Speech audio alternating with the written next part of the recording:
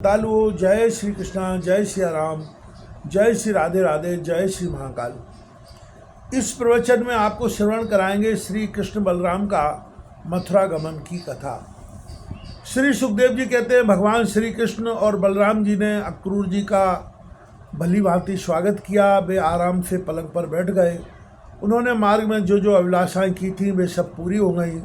परीक्षित, लक्ष्मी के आश्रय स्थान भगवान श्री कृष्ण के प्रसन्न होने पर ऐसी कौन सी वस्तु है जो प्राप्त नहीं हो सकती। फिर भी भगवान के परम प्रेमी भक्तजन किसी भी वस्तु की कामना नहीं करते। देवकी नंदन भगवान श्री कृष्ण ने सायंकाल का भोजन करने के बाद अक्रूर जी के पास जाकर अपने स्वजन संबंधियों के साथ कंस के व्यवहार और उसके अपने कार्यक्रम के संबंध में पूछा। भगवान श्री कृष्ण ने कहा, चाचा जी, आपका हृदय बड़ा शुद्ध है। आपको यात्रा में कोई कष्ट तो नहीं हुआ। स्वागत है। मैं आपकी मंगल कामना करता हूँ। मथुरा के हमारे आत्मीय, सुहृद, कुटुंबी तथा अन्य संबंधी सब कुशल और स्वस्थ हैं। ना हमारा नाम मात्र का मामा कंस तो हमारे कुल के लिए एक भयंकर व्याधि है।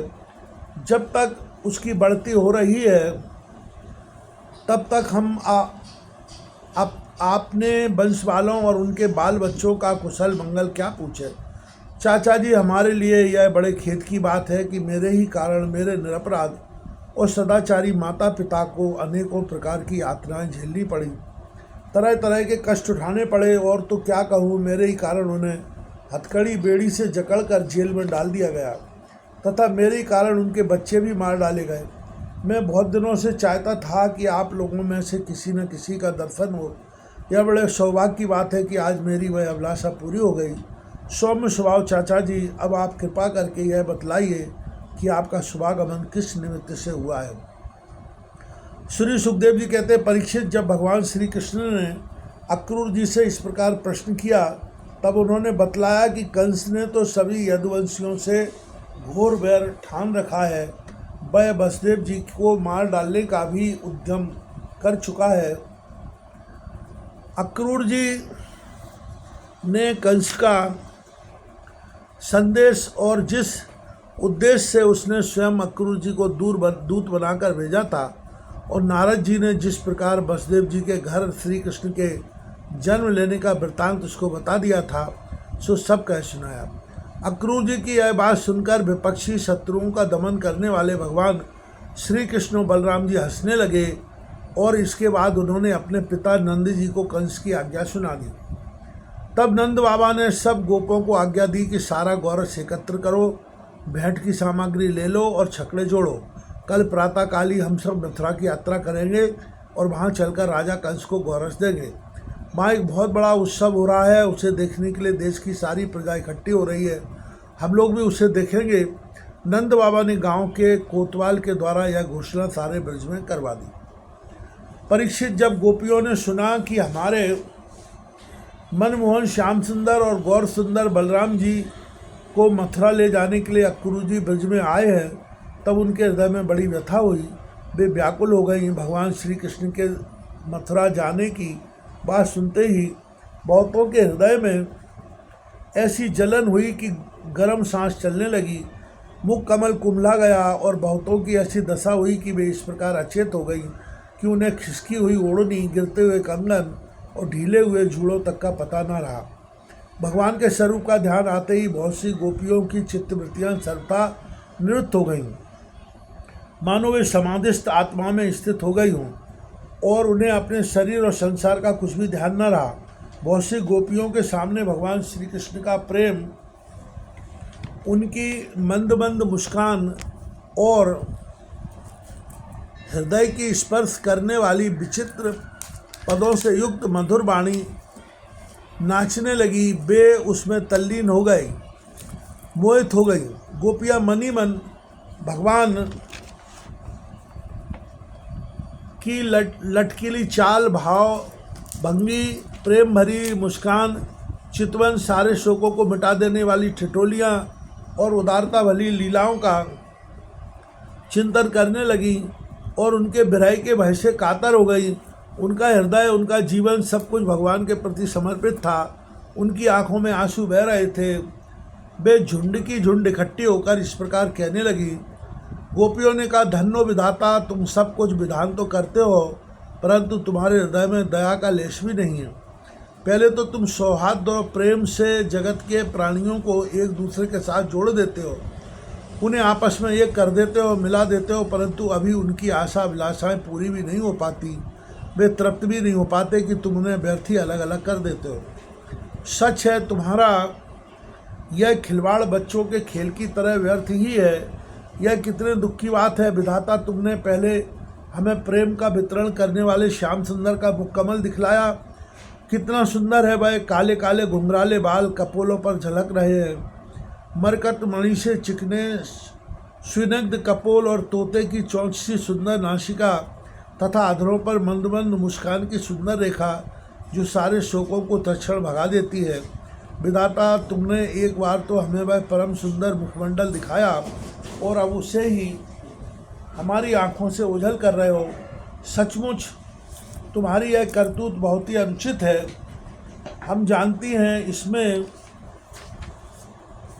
अक्रूर का दोष नहीं है, यह तो साफ तुम्हारी क्रूरता है। वास्तव में तुम ही अक्रूर के नाम से यहाँ आए हो और अपनी ही दी हुई आंखें तुम हमसे मूर्ख की भांति छीन रहे हो। इनके द्वारा हम श्याम सुंदर के एक एक अंगों में तुम्हारी सृष्टि का संपूर्ण सौंदर्य निहारती रहती थी। विधाता, तुम्हें ऐसा नहीं चाहिए। अहो, नंद नंदन श्याम सुंदर को भी नए नए लोगों से नेह लगाने की चाट पड़ गई है। देखो तो सही, इनका सौहार्द, इनका प्रेम एक क्षण में ही कहाँ चला गया। हम तो अपने घर द्वार, स्वजन संबंधी, पति पुत्र आदि को छोड़कर इनकी दासी बनी और इन्हीं के लिए आज हमारा हृदय शोकातुर हो रहा है, परंतु ये ऐसे हैं कि हमारी ओर देखते तक नहीं। आज की रात का प्रातःकाल मथुरा की स्त्रियों के लिए निश्चय ही बड़ा मंगलमय होगा। आज उनकी बहुत दिनों की अभिलाषाएं अवश्य पूरी हो जाएंगी जब हमारे ब्रजराज श्याम सुंदर अपनी तिरछी चितवन और मंद मंद मुस्कान से युक्त मुखारविंद का मादक मधु वितरण करते हुए मथुरापुरी में प्रवेश करेंगे। तब वे उसका पान करके धन्य धन्य हो जाएंगी। यद्यपि हमारे श्याम सुंदर धैर्यवान होने के साथ ही नंद बाबा आदि गुरुजनों की आज्ञा में रहते हैं, तथापि मथुरा की युक्तियाँ अपने मधु के समान मधुर वचनों से इनका चित्त बरबस अपनी ओर खींच लेंगी और ये उनकी सलज्ज मुस्कान तथा विलासपूर्ण भाव भंगी से वही रम जाएंगे। फिर हम गंवार ग्वालिनों के पास ये लौटकर क्यों आने लगी। धन्य आज हमारे श्याम सुंदर का दर्शन करके मथुरा के दाशार, भोज, अंधक और वृष्णवंशी यादवों के नेत्र अवश्य परमानंद का साक्षात्कार करेंगे। उनके यहाँ महान उत्सव होगा। साथ ही जो लोग वहाँ से मथुरा जाते हुए रमणा रमण, गुण सागर, नटनागर, देवकी नंदन श्याम सुंदर का मार्ग में दर्शन करेंगे, वे भी निहाल हो जाएंगे। देखो सखी, भाई अक्रूर कितना निठुर, कितना हृदयहीन है। इधर तो हम गोपियाँ इतनी दुखित हो रही हैं और यह हमारे परम प्रियतम नंद दुलारे श्याम सुंदर को हमारी आंखों से ओझल करके बहुत दूर ले जाना चाहता है और दो बात कहकर हमें धीरज भी नहीं बनाता, आश्वासन भी नहीं देता। सचमुच ऐसे अत्यंत क्रूर पुरुष का अक्रूर नाम नहीं होना चाहिए था। सखी, हमारे श्याम सुंदर भी तो कम निठुर नहीं हैं। देखो देखो, वे भी रथ पर बैठ गए और मतवाले गोपगण छकड़ों द्वारा उनके साथ जाने के लिए कितनी जल्दी मचा रहे हैं। सचमुच ये मूर्ख हैं और हमारे बड़े बूढ़े, इन्होंने तो इन लोगों की जल्दबाजी देखकर उपेक्षा कर दी है कि जाओ, जो मन में आवे करो। अब हम क्या करें, आज विधाता सत्ता हमारे प्रतिकूल चेष्टा कर रहा है।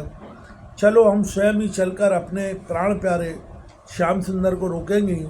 कुल के बड़े बूढ़े और बंधुजन हमारा क्या कर लेंगे।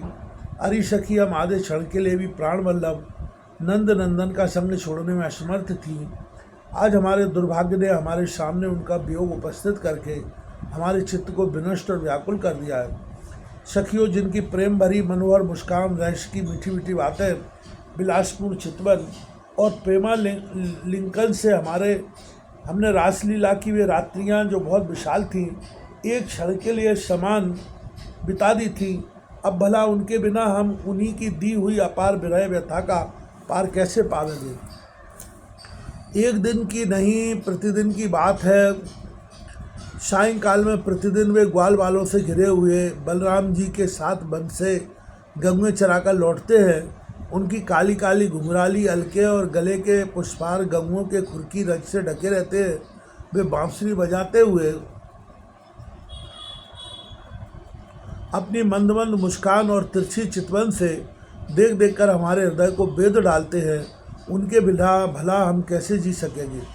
सुखदेव जी कहते हैं, परीक्षित, गोपियाँ वाणी से तो इस प्रकार कह रही थी, परंतु उनका एक एक मनोभाव भगवान श्री कृष्ण का स्पर्श उनका आलिंगन कर रहा था। वे विरह की संभावना से अत्यंत व्याकुल हो गई और लाज छोड़कर हे गोविंद, हे दामोदर, हे माधव इस प्रकार ऊंची आवाज़ से पुकार पुकार कर सुललित स्वर से रोने लगी। गोपियाँ इस प्रकार रो रही थी। रोते रोते सारी रात बीत गई। सूर्योदय हुआ। अक्रूर संध्या वंदन आदि नित्य कर्मों से निवृत्त होकर रथ पर सवार हुए और उसे हाँकले चले। नंद बाबा आदि गोपों ने भी दूध, दही, मक्खन, घी आदि से भरे मटके और बैठ की बहुत सी सामग्रियाँ ले लीं तथा वे छकड़ों पर चढ़कर उनके पीछे पीछे चले। इसी समय अनुराग के रंग में रंगी हुई गोपियाँ अपने प्राण प्यारे श्री कृष्ण के पास गईं और उनकी चितवन मुस्कान आदि निरख कर कुछ कुछ सुखी हुई। अब वे अपने प्रियतम श्याम सुंदर से कुछ संदेश पाने की आकांक्षा से वहाँ खड़ी हो गईं। यदुवंश शिरोमणि भगवान श्री कृष्ण ने देखा कि मेरे मथुरा जाने से गोपियों के हृदय में बड़ी जलन हो रही है, वे संतप्त हो रही हैं, तब उन्होंने दूत के द्वारा मैं आऊँगा यह प्रेम संदेश भेजकर उन्हें धीरज बंधाया। गोपियों को जब तक रथ की ध्वजा और पहियों से उड़ती हुई धूल दिखती रही, तब तक उनके शरीर चित्त निकट से वहीं ज्यों के त्यों खड़े रहे, परंतु उन्होंने अपना चित्त तो मनमोहन प्राण वल्लभ श्री कृष्ण के साथ ही भेज दिया था। अभी उनके मन में आशा थी कि शायद श्री कृष्ण कुछ दूर जाकर लौट आए, परंतु जब नहीं लौटे तब वे निराश हो गई और अपने अपने घर चली आई। परीक्षित, वे रात दिन अपने प्यारे श्याम सुंदर की लीलाओं का गान करती रहती और इस प्रकार अपने शोक संताप को हल्का करती।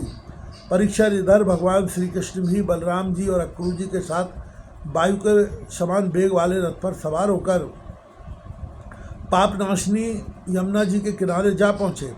वहाँ उन लोगों ने हाथ मुँह धोकर यमुना जी का मरकट मणि के समान नीला और अमृत के समान मीठा जल पिया। इसके बाद बलराम जी के साथ भगवान वृक्षों के झुरमुट में खड़े रथ पर सवार हो गए। अक्रूर जी ने दोनों भाइयों को रथ पर बैठाकर उनसे आज्ञा ली और यमुना जी के कुंड अनंत तीर्थ या वृहद पर आकर वे विधिपूर्वक स्नान करने लगे।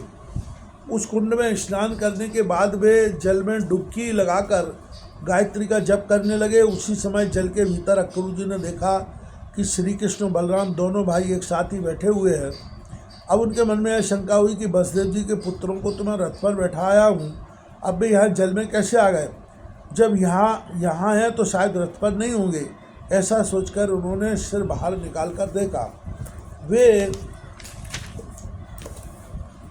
उस समय भी पूर्णता बैठे हुए थे। उन्होंने यह सोचकर कि मैंने जो जल में देखा था वह भ्रम ही रहा होगा, फिर डुबकी लगाई, परंतु फिर उन्होंने वहाँ भी देखा कि साक्षात अनंत देव श्री शेष जी विराजमान हैं और सिद्ध चारण गंधर्व एवं असुर अपने अपने सिर झुकाकर उनकी स्तुति कर रहे हैं। शेष जी के 1000 सिर हैं और प्रत्येक फण पर मुकुट सुशोभित है। कमल नाल के समान उज्ज्वल शरीर पर नीलांबर धारण किए हुए हैं। उनकी ऐसी शोभा हो रही है मानो सहस्त्र शिखरों से युक्त श्वेतगिरी कैलाश शोभायमान हो। अक्रूर जी ने देखा कि शेष जी की गोद में श्याम मेघ के समान घनश्याम विराजमान हो रहे हैं। वे रेशमी पीताम्बर पहने हुए हैं, बड़ी ही शांत चतुर्भुज मूर्ति है और कमल के रक्तदल के समान रत्नारे नेत्र हैं। उनका बदन बड़ा ही मनोहर प्रसन्नता का सदन है। उनका मधुर हास्य और चारु चितवन चित्त को चुराए लेती है। भुएं सुंदर और नासिका तनिक ऊंची तथा बड़ी ही सुगढ़ है। सुंदर कान, कपोल और लाल लाल अधरों की छटा निराली ही है। बाएं घुटनों तक लंबी और हष्पुष्ट है। कंधे ऊंचे और बक्षस्थल लक्ष्मी जी का आश्रय स्थान है। शंख के समान उतार चढ़ाव वाला सुडोल गला, गहरी नाभि, और त्रिवली युक्त उदर पीपल के पत्ते के समान शोभायमान है। स्थूल कटी प्रदेश और नितंब हाथी का सूंड के समान जांग है। सुंदर घुटने एवं पिंडलियां हैं। एड़ी के ऊपर की गांठें उभरी हुई हैं और लाल लाल नखों से दिव्य ज्योतिर्मय किरणें फैल रही हैं। चरण कमल की अंगुलियां और अंगूठे नई और कोमल पंखुड़ियों के समान सुशोभित हैं। अत्यंत बहुमूल्य मणियों से जड़ा हुआ मुकुट, कड़े, बाजूबंद, करधनी, हार, नूपुर और कुंडलों से तथा यज्ञोपवीत से वह दिव्य मूर्ति अलंकृत हो रही है। एक हाथ में पद्म शोभा पा रहा है और शेष 3 हाथों में शंख, चक्र और गदा, वक्षस्थल पर श्रीवत्स का चिन्ह, गले में कौस्तुभ मणि और वनमाला लटक रही है।